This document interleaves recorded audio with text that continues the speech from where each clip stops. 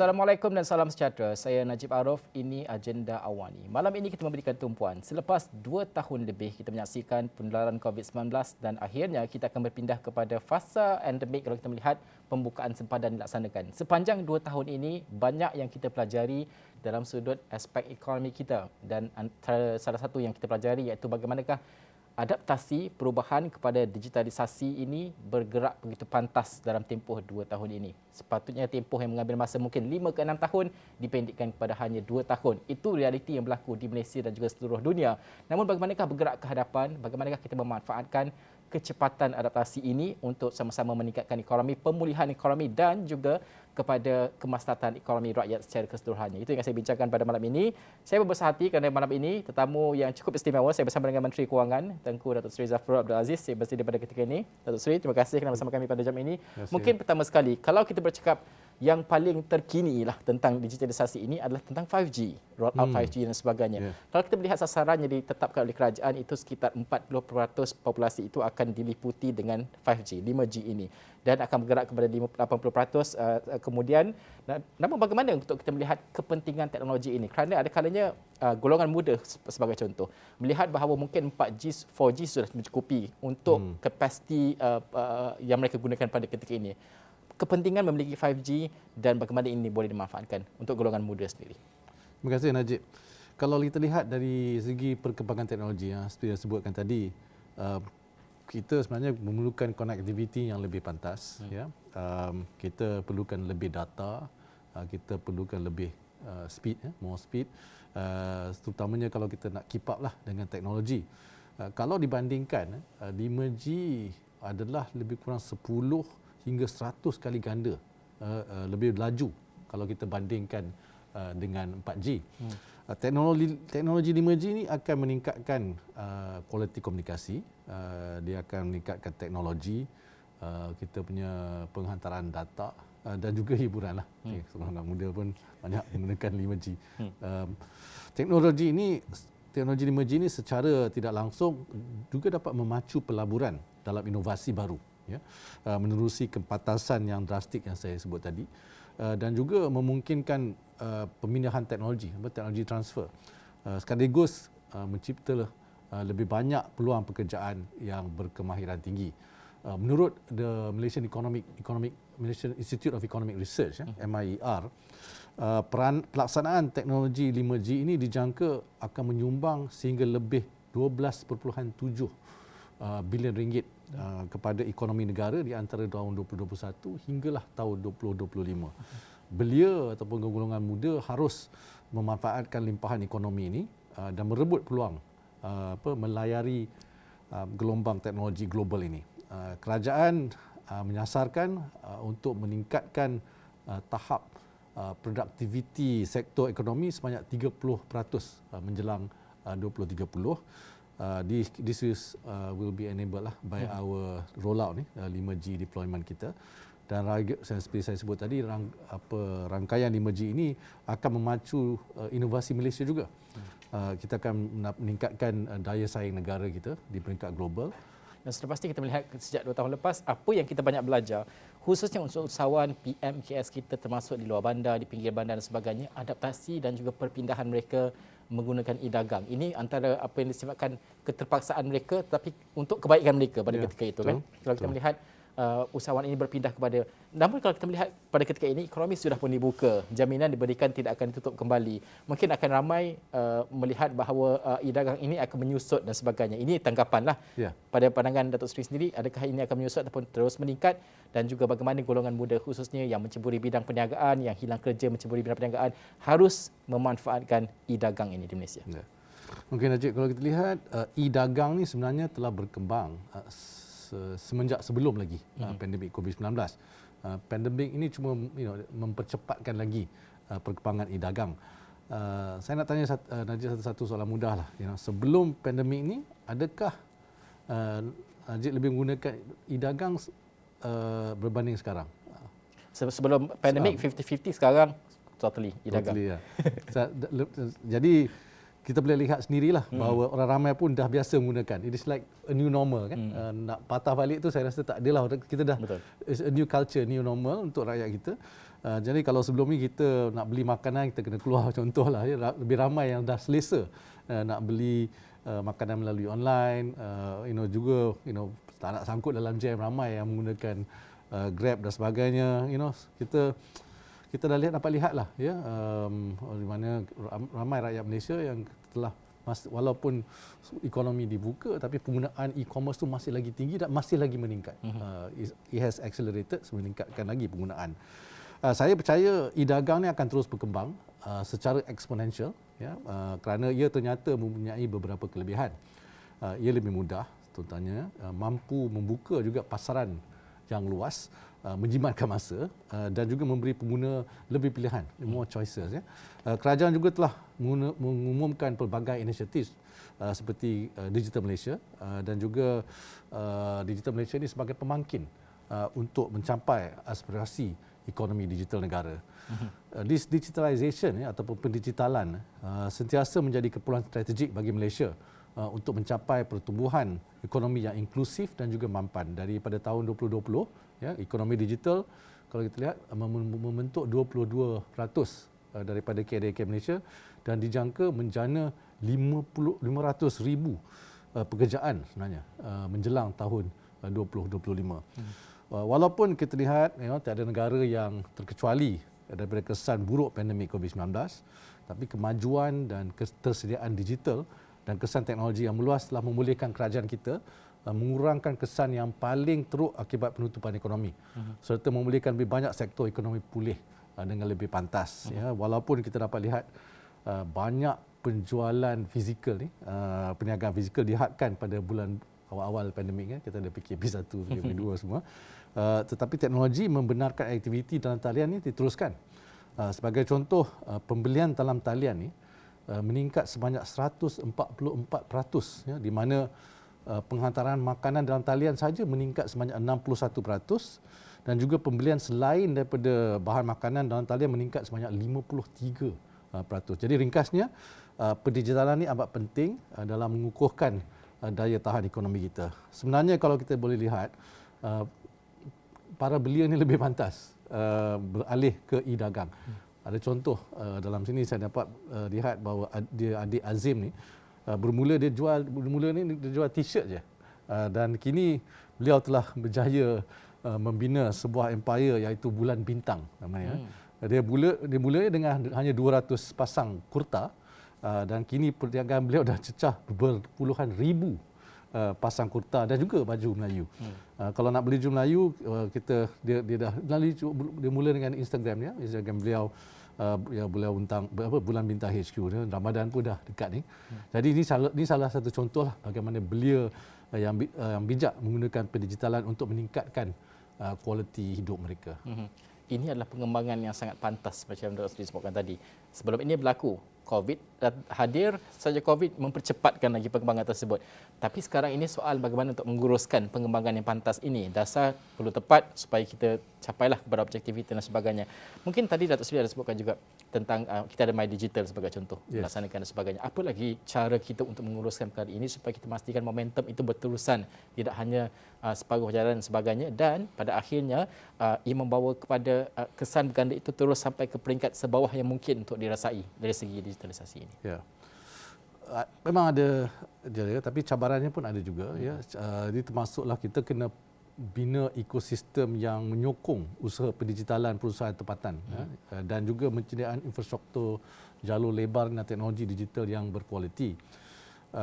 Kita mesti prihatin termasuklah keperluan untuk membangunkan tenaga kerja, tenaga kerja kita for the future lah, untuk masa hadapan, dan juga jurang digital antara kumpulan pendapatan, umur juga jantina, serta keperluan meningkatkan kepercayaan dan amalan beretika, ya, dalam menggunakan data dan teknologi, serta kesedaran mengenai keselamatan cyber. Ya. Untuk mencapai matlamat ini, salah satu polisi atau dasar, ya, yang saya ingin tekankan di sini ialah pelancaran My Digital. Ya, ini My Digital ini inisiatif yang telah melambangkan aspirasi kerajaan mentransformasi Malaysia menjadi negara berpendapatan tinggi yang berpacukan pendigitalan dan sebagai peneraju serantau dalam ekonomi digital. Rangkaian tindakan ataupun blueprint ekonomi digital Malaysia ni telah menggariskan usaha dan inisiatif untuk mencapai aspirasi My Digital. Rangka tindakan ni kalau kita lihat dia tetapkan trajektori sumbangan ekonomi digital kepada ekonomi Malaysia dan juga membina asas untuk memacu pendigitalan di seluruh negara, termasuklah untuk merapatkan jurang yang seperti saya sebut tadi. Beberapa contoh di sini yang saya dapat lihat, kita ada 3 fasa My Digital sehingga tahun 2030. Dari segi kewangan, tindakan ini kewangan ini dari segi pelaburan lah. Pelaburan ini nilainya pertamanya 21 bilion ringgit melalui jendela rangkaian digital nasional kita dalam tempoh 5 tahun akan datang, terutamanya untuk kawasan-kawasan luar bandar. Lagi 1.65 bilion ringgit oleh syarikat telekomunikasi sendiri. Ini untuk mengukuhkan ketersambungan kerangkaian kabel dasar laut antarabangsa ini sehingga 2023. 12.5 bilion ringgit untuk melancarkan 5G di seluruh negara dalam tempoh 10 tahun. Dan juga 12 hingga 15 bilion ringgit telah komitmen yang diberi oleh pembekal perkhidmatan awan which is the cloud providers lah dalam tempoh 5 tahun akan datang. Jadi semua ni contoh-contoh yang seberi ni adalah untuk memastikan bahawa kita akan mempunyai ekosistem infrastruktur digital yang teguh dan lengkap dan saling melengkapi, dan pada masa yang sama ia juga memastikan kebolehcapaian dan juga keterangkuman untuk setiap orang, setiap rakyat kita lah di negara kita.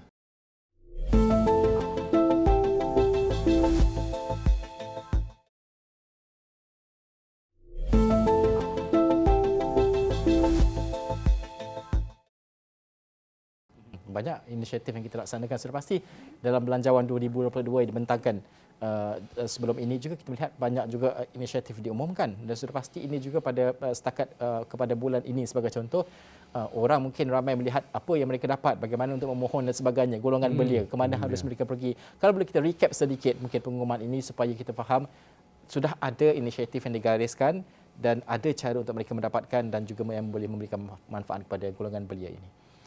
Ya, di dalam pembentangan bajet 2022 baru-baru ini, antara inisiatif yang diumumkan ialah e-Start. Program ini dia kreditkan RM150 kepada golongan belia secara one-off. Belia ini untuk umur 18 hingga 20 tahun dan juga pelajar sepenuh masa di institusi pengajian tinggi. e-Start kini telah kita jenamakan menjadi e-Pemula dan akan dilancarkan oleh Yang Amat Berhormat Perdana Menteri pada bulan hadapan.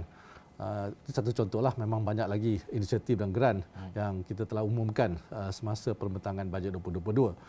Tahun ini tumpuan khas diberikan bagi membantu perusahaan sosial, social enterprise, kraftangan, pertanian dan juga usahawan tempatan untuk beralih kepada khidmat digital. Ada peruntukan khas. Jadi kita nak juga halal, PM nak melahirkan lebih ramai PMKS halal yang dapat bersaing di peringkat antarabangsa. 25 juta ringgit diperuntukkan kepada Halal Development Corporation sebagai contoh. Ini untuk melaksanakan pelbagai program termasuk penjenamaan digital produk halal PMKS dan juga program peningkatan kebolehpasaran produk halal PMKS. Untuk meningkatkan penerapan digital dalam kalangan PMKS kita, kerajaan juga telah menambah baik skim grant pendigitalan PKS. Untuk tahun 2022, tahun ini, jumlah dana bagi skim ini telah dinaikkan kepada 200 juta ringgit, dengan 50 juta ringgit dikhususkan untuk usahawan mikro Bumiputera di luar bandar. Usahawan PMKS yang layak menerima manfaat sehingga RM2,000 bagi aktiviti penerapan e-dagang, latihan dan pemasaran dan pembayaran digital. Lepas tu kita nak menggiatkan lagi transformasi pendigitalan perniagaan dalam kalangan usahawan luar bandar. Suruhanjaya Komunikasi dan Multimedia Malaysia, SKMM, juga akan mentransformasikan 600 pusat ekonomi digital keluarga Malaysia sebagai pusat sehenti. Ini pusat sehenti ini untuk membimbing usahawan mikro ni menggunakan teknologi digital. Satu lagi banyak terdengar digital nomad, ataupun nomad digital. Ini golongan yang menjana pendapatannya secara dalam talian tanpa lokasi fizikal yang tetap. Golongan ini berpotensi menyumbang kepada ekonomi negara, terutamanya sebagai pelancong. Ya, untuk memanfaatkan perkembangan ini, kerajaan akan memperkenalkan program Malaysia Digital Nomad untuk mewujudkan komuniti dan ekosistem nomad digital di Malaysia dengan menggunakan sektor pelancongan sebagai pemangkin. Jadi satu lagi kempen saya nak sebut di sini ialah kempen Shop Malaysia Online dan Go E-commerce Onboarding. Ini telah memanfaatkan lebih 500,000 usahawan tempatan.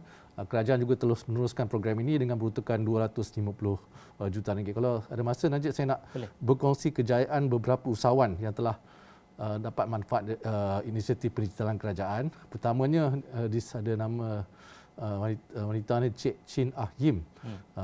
Cik Chin ni hanya mampu mula-mula mempromosikan tuition dan pusat asuhannya ya melalui brosur.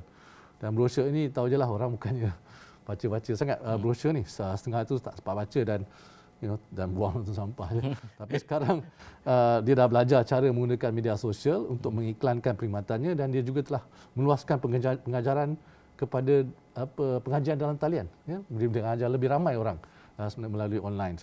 Dan sekarang jadi kita dapat lihat perniagaannya lebih maju dan perniagaannya juga bertambah.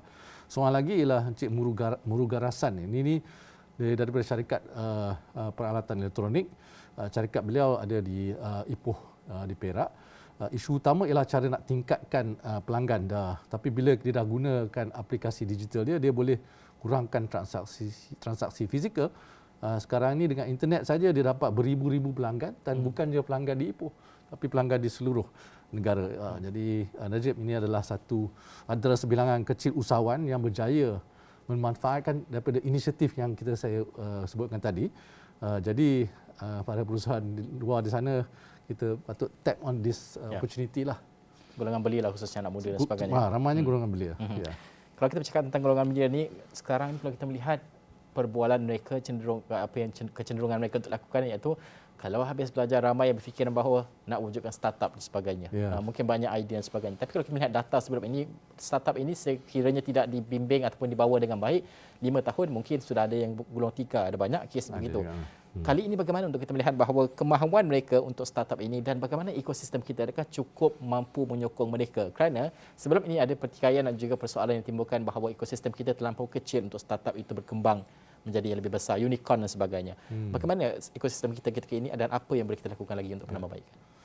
Pertamanya kita nak memupuk budaya keusahawanan di Malaysia dan juga membangunkan usahawan Malaysia yang sedia ada. Malaysia sebenarnya berkedudukan baik untuk menjadi hub bagi pemulihan niaga menerusi sokongan padu kerajaan. Kita sebenarnya ada ekosistem pasaran modal yang dikawal selia dengan baik. Tenaga kerja kita pun ramai yang mahir. Dari segi kos persekitaran ini quite kompetitif, cost kompetitif untuk menjalankan perniagaan dan juga kita akses mudah kepada ASEAN. Sebenarnya kita ada 2 proven syarikat yang telah menjadi unicorn yang bermula di Malaysia. Jadi salah satu usaha kerajaan untuk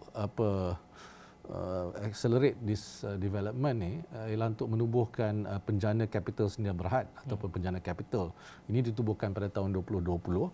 Ia merupakan sebahagian daripada inisiatif kerajaan untuk memangkinkan pertumbuhan startup ni ataupun syarikat pemulihan niaga yang inovatif.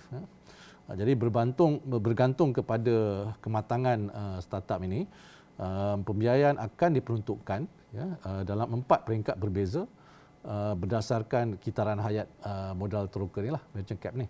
Peringkat tersebut ialah first, the early stage ataupun peringkat awal dengan sokongan biasanya daripada RM500,000 hinggalah RM5 juta. Dan lepas tu peringkat kedua tu peringkat dia panggil siri A ataupun B. Syarikat yang telah melepasi tahap penjanaan idea. Yang first type tu baru just the idea. Second type lepas penjanaan idea tu usually pembiayaan daripada 5 juta hinggalah 20 juta. Lepas tu peringkat pertumbuhan, the growth stage, ini mewakili tahap pengembangan bagi sesebuah syarikat dengan pelaburan daripada 20 juta hinggalah 50 juta. Dan terakhirnya ialah hutang teroka lah. Venture cap ini ramai yang involved in this, yang menyediakan pembiayaan jangka pendek sederhana bagi syarikat awal, pertengahan dan akhir dan pemulihan niaga. Pemulihan niaga ni pembiayaan 1 juta hingga 10 juta. Jadi bawah dana ini, bawah penjanaan kapital ni, sektor sasaran akan termasuk teknologi pertanian, agritech, teknologi kewangan, fintech, perniagaan kesihatan, health tech, dan akan berkembang merangkumi segmen lain, dan pelaburan modal swasta pada masa depan juga sebagai equity swasta dan pendanaan awam. Kita buat macam joint venture lah dengan private investment.